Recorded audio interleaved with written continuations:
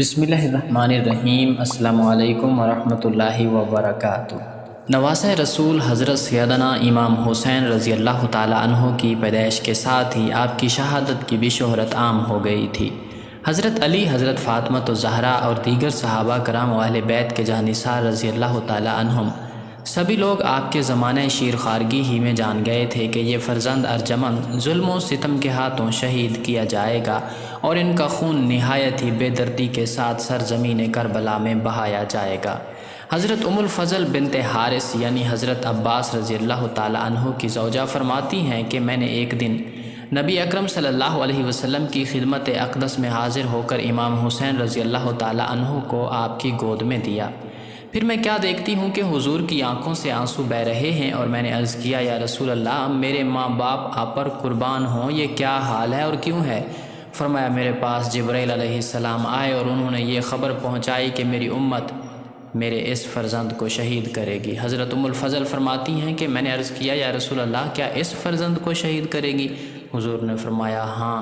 پھر جبرائیل میرے پاس اس کی شہادت گاہ کی سرخ مٹی بھی لائے، اور ابن سعد و طبرانی حضرت عائشہ صدیقہ رضی اللہ تعالیٰ عنہا سے روایت کرتے ہیں کہ انہوں نے کہا کہ حضور صلی اللہ علیہ وسلم نے فرمایا کہ جبرائیل نے مجھے خبر دی میرا بیٹا حسین میرے بعد عرض طف میں قتل کیا جائے گا، اور جبرائیل میرے پاس وہاں کی یہ مٹی لائے اور مجھ سے کہا کہ یہ حسین کی خوابگاہ یعنی مقتل کی مٹی ہے۔ طف قریب کوفہ اس مقام کا نام ہے جس کو کربلا کہتے ہیں۔ حضرت انس رضی اللہ تعالی عنہ سے روایت ہے کہ بارش کے فرشتے نے نبی کریم صلی اللہ علیہ وسلم کی خدمت میں حاضری دینے کے لیے اللہ تعالیٰ سے اجازت طلب کی۔ اجازت ملنے پر وہ فرشتہ جب بارگاہ نبوی میں حاضر ہوا تو اس وقت حضرت امام حسین رضی اللہ تعالیٰ عنہ آئے اور نبی کی گود میں بیٹھ گئے تو آپ امام حسین کو چومنے اور پیار کرنے لگے۔ فرشتے نے عرض کیا یا رسول اللہ، کہ آپ حسین سے پیار کرتے ہیں؟ حضور نے فرمایا ہاں۔ فرشتے نے کہا آپ کی امت حسین کو قتل کر دے گی، اگر آپ چاہیں تو میں ان کے قتل گاہ کی مٹی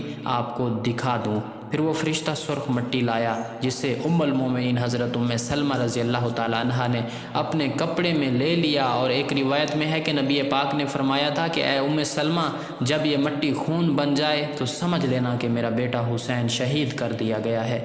حضرت ام سلمہ فرماتی ہیں کہ میں نے اس مٹی کو شیشی میں بند کر لیا جو حضرت امام حسین رضی اللہ تعالیٰ عنہ کی شہادت کے دن خون ہو گئی۔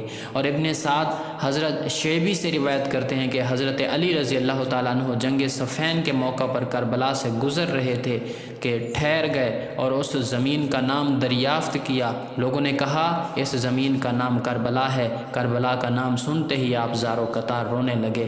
پھر فرماتے ہیں کہ میں نبی پاک صلی اللہ علیہ وسلم کی خدمت میں ایک روز حاضر ہوا تو دیکھا کہ آپ رو رہے ہیں۔ میں نے عرض کیا یا رسول اللہ، آپ کیوں رو رہے ہیں؟ فرمایا ابھی میرے پاس جبرائیل آئے تھے اور انہوں نے خبر دی کہ میرا بیٹا حسین دریائے فرات کے کنارے اس جگہ پر شہید کیا جائے گا جس جگہ کو کربلا کہا جاتا ہے، اور حضرت علی رضی اللہ تعالیٰ عنہ کے ساتھ قافلہ گزر رہا ہے۔ حضرت علی رضی اللہ تعالیٰ عنہ فرماتے ہیں کہ یہ شہیدوں کے اونٹ بٹھانے کی جگہ ہے، اور اس مقام پر ان کے کجاوے رکھے جائیں گے اور یہاں ان کا خون بہائے جائیں گے۔ آل محمد صلی اللہ علیہ وسلم کے بہت سے جوان اس میدان میں شہید کیے جائیں گے اور زمین و آسمان روئیں گے۔ ان تمام روایات سے یہ واضح طور پر معلوم ہوا کہ رسول اللہ صلی اللہ علیہ وسلم کو حضرت امام حسین رضی اللہ تعالیٰ عنہ کے شہید ہونے کی بار بار اطلاع دی گئی، اور نبی پاک صلی اللہ علیہ وسلم نے بھی اس کا بار بار ذکر فرمایا، اور یہ شہادت عہد طفلی میں ہی خوب مشہور ہو چکی تھی اور سب کو معلوم ہو گیا تھا کہ آپ کے شہید ہونے کی جگہ کربلا ہے۔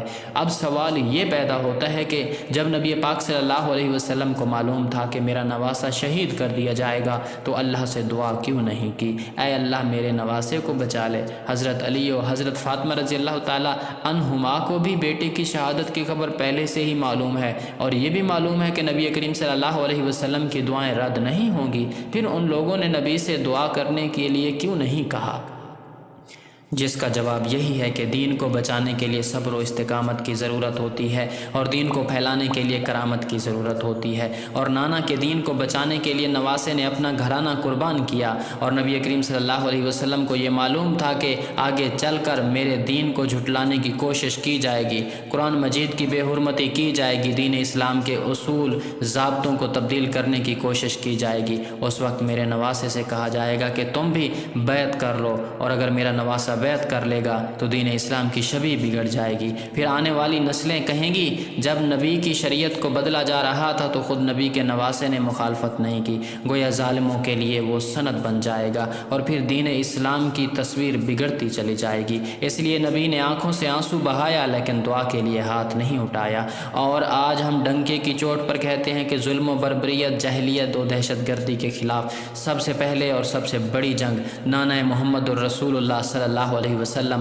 اور نواسہ امام حسین نے لڑی ہے۔ اللہ اکبر کبیرہ۔